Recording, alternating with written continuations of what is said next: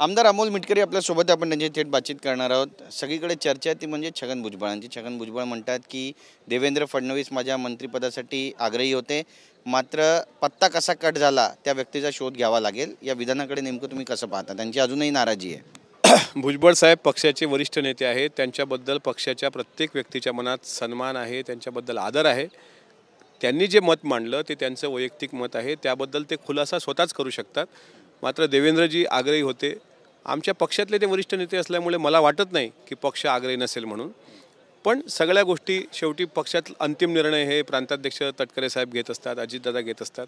ते त्यावर अधिक बोललेलं योग्य राहील असं मला वाटतं। नक्कीच, पण आता बाकीचे जे महाविकास आघाडीत एनसीपीचे जे नेते आहेत ते सुद्धा टीका करू लागलेले आहेत। शरद पवारांनी तळहाताच्या फोडाप्रमाणे जपला, प्रत्येक नेत्याचा आदर केला, तसा आदर सन्मान या ठिकाणी होत नाही। आणि छगन भुजबळ म्हणतात की ज्या पद्धतीची वागणूक दिली गेली ती अत्यंत चुकीची आहे, ती सहन होत नाही। विरोधी पक्षात असं फक्त डॉक्टर जितेंद्र आव्हाडच बोलले असतील। शेवटी आगीत तेल कसं टाकायचं हे त्यांना चांगल्या पद्धतीने माहीत आहे। वनवा पेटलेला आहे, त्यांना असं वाटलं हात धुवून घ्यावा म्हणून त्यांनी तेल नाही तेलाचा पूर्ण पिपा आणला आणि त्यात रिचवण्याचं काम केलं। मला वाटतं जितेंद्र आव्हाडांचं आडनाव बदलून डॉक्टर जितेंद्र आग लावे असं ठेवावं, त्यांना हे आग लावण्यात फार मजा वाटते। अशा प्रकारे त्यांनी आमची काळजी करू नये। आमच्यासाठी भुजबळ साहेब वंदनीय आहेत। तुम्ही बघा ना, बीडच्या प्रकरणावरून ते राजकारण करतायत, या प्रकरणावरून ते राजकारण करतात, कशा करताय? तुम्हाला काय प्रूव्ह करायचं आहे? 5 वर्ष सत्तेच्या विरोधात जाऊन सहभागी होऊन चुपचाप बसायचं आहे ना बेंचवर। पण अशा प्रकारे जाणीवपूर्वक आज तर ते आनंद घेत असतील की अजितदादांविरुद्ध जे काही आंदोलन चाललं याचा आत्मिक आनंद त्यांना होत असेल। पण असं आहे की त्यांनी, मला असं वाटतं, असं बालिश वक्तव्य करू नये। एक तुम्ही ज्येष्ठ नेते आहात, तुम्ही तुमची मान सन्मान कायम राहील अशाच प्रकारचं बोललं पाहिजे। पण या सगळ्या दरम्यान, या सगळ्या चर्चेदरम्यान अजितदादा कुठे आहेत? दिसत नाही आहेत। काही सांगून गेलेत, कुणाला काही सांगितलंय? अजितदादा कुठे आहेत? कालपासून दिसत नाही, चर्चा पण नाही आहे आणि काय घडेल काही समजत नाही। विजयगड नावाचं जे त्यांचं शासकीय निवासस्थान नागपूरमधलं आहे त्याच ठिकाणी ते आहेत। डॉक्टरांनी 2 दिवस थ्रोट इन्फेक्शन असल्यामुळे त्यांना विश्रांतीचा सल्ला दिला होता।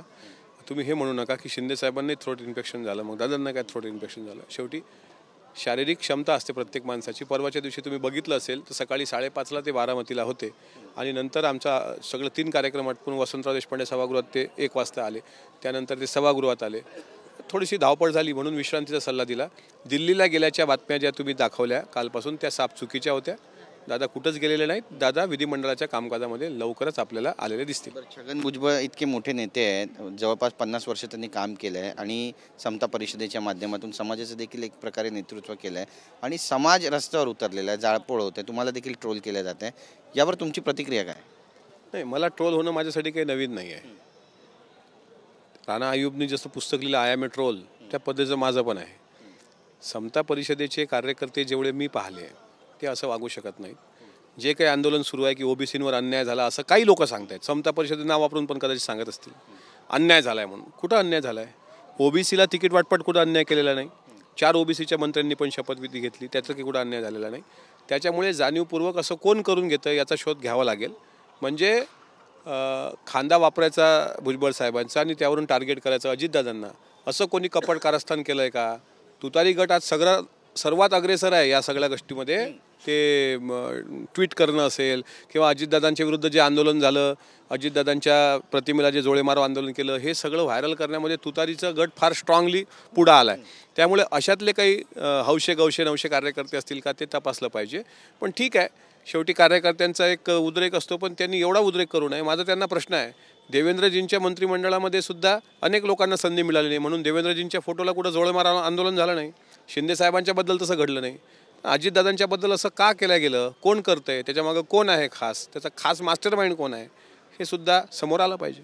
याचं काय कोणी समर्थन नाही करू शकत। दादांची प्रतिमा मलिन होते या सगळ्यामध्ये। सूर्यावर थुंकल्यानंतर सूर्याची प्रतिमा कधीच मलिन होत नाही, उलट थुंकणाऱ्याच तोंडावर थुंका उडत असतो। असे कोणी छाटछूट गल्लीबोळातले कोणी म्हणत असेल की आम्ही साहेबांचे कार्यकर्ते आहोत आणि आम्हाला सांगितलंय, भुजबळ साहेब असं कधी सांगू शकत नाहीत। भुजबळ साहेब एक वैचारिक आणि वरिष्ठ नेते आहेत। त्यामुळं हे जे काही उपटसुंब कार्यकर्ते आहेत त्यांनी किती प्रतिमा मलिन करण्याचा प्रयत्न केला तर ती प्रतिमा मलिन होत नसते। अजितदादांना तुम्ही सूर्य म्हणताय, मग छगन भुजबळांना कोणती उपमा द्याल? महासूर्य। भुजबळ साहेब महासूर्य, तेजस्वी सूर्य, तेजपुंज सूर्य, खूप मोठ्या उपमा आहेत त्यांना।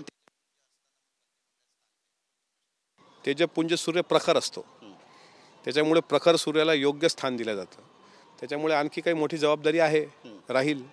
तुम्ही अजिबात काळजी करू नका, त्यांचा योग्य तो सन्मान केला जाईल. राज्यपाल त्यांनी व्हावं, आशिष देशमुखांनी तर तसं म्हटलंय की ते राज्यपाल होतील. कुणी म्हणते राज्यसभेवर त्यांना जाईल. त्यांनी स्वतःहून सांगितलंय की राज्यसभेवरती तुम्हाला पाठवलं जाईल. मग त्यांची इच्छा आहे की मंत्रिमंडळातच राहावं. यावर पक्ष काही निर्णय घेईल, विचार त्याचे प्रदेश अध्यक्ष सुनील तटकरे साहेबच निर्णय घेऊ शकतात आणि तेच अंतिम असं सांगतील. म्हणणं आहे की केवळ हे सगळं बदलत चाललंय एनसीपीचं. मी त्याबद्दल अजिबात काळजी करू नका गिरीशराव. कुठंच एनसीपीचं तसं काही बदलून गेलेलं नाही. एनसीपी आहे तिथेच आहे, योग्य तो सन्मान होते आहे. जर 3 नेत्यांमध्ये असं जर चुकून साहेबांना वाटत असेल, भुजबळ साहेबांना, तर नक्कीच तटकरे साहेब आहेत, प्रफुल्ल पटेल साहेब आहेत, हे नेते आहेत ना, आणि वरिष्ठ नेते म्हणून स्वतः भुजबळ साहेब आहेत. काही चुकलं तर ते हक्कानं. सगळ्या एपिसोड नंतर त्यांच्याशी संपर्क करण्याचा काही प्रयत्न झालाय का? त्यांची समजूत, छगन भुजबळांची त्यांची समजूत घालण्याचा काही प्रयत्न झालाय का? मला त्याबद्दल माहिती नाही. तो शेवटी तो प्रयत्न फक्त तटकरे साहेबच करू शकतात. नक्कीच. एक महत्त्वाचा आणखी एक प्रश्न आहे. त्यांनी म्हटलं काल की जहा नाही चैना वहा नाही रहना. बंडाचे संकेत वाटतात हे? मला नाही वाटत ते बंडाचे संकेत आहेत. ते एक गाणं आहे, हे त्यांनी गुणगुणलं. एक आणखी महत्त्वाचा प्रश्न विचारायचा. आज अधिवेशनामध्ये आपण पाहिलं की उद्धव ठाकरे हे देवेंद्र फडणवीस यांना जाऊन भेटले. उद्धव ठाकरे म्हणाले होते या तर मी राहीन, या तर ते राहतील, आणि आता जाऊन ही भेट झाली आहे. लोक कन्फ्यूज आहेत, नेमकं राजकारणात चाललंय काय? तुम्हीच विचारता ना की महाराष्ट्राची प्रथा, परंपरा आणि संस्कार जपले पाहिजे. यशवंतराव चव्हाण साहेबांचा वैचारिक दिशा असलेला हा महाराष्ट्र, ती प्रथा परंपरा जपण्याचं काम प्रबोधनकारांच्या वारसदारांनी म्हणजे उद्धवजींनी केलं, तर त्या गोष्टी स्वागत केलं पाहिजे. जर ते भेटले नसते तर त्याची बातमी बनली असती की बघा शुभेच्छा द्यायला पण ते गेले नाहीत. देवेंद्रजींनी पण त्यांचं स्वागत केलं, उद्धवजी पण स्वागताला गेले. हे महाराष्ट्रासाठी खूप चांगली, मला असं वाटते, ही बातमी आहे. आणि नक्कीच तो जो सन्मान आहे तो येणाऱ्या महाराष्ट्राला एक आदर्श परिपाठ घालून देणार. नक्कीच. पण आतल्या आत काही चर्चा, तुमचं आकलन काय? माझं आकलन हेच आहे की दोन्ही मोठे नेते आहेत, ते दोघं एक मित्रासारखे, मित्र वनव्यामध्ये गारव्यासारखा अशा प्रकारे एकामेकाला भेटलेत.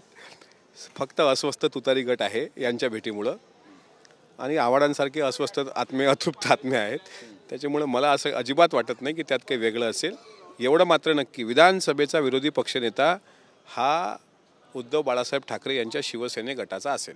नक्की. धन्यवाद आमच्याशी बातचीत केल्याबद्दल. कॅमेरा पर्सन योगेश गुरवसा, गिरीश गायकवाड, TV9 मराठी, नागपूर.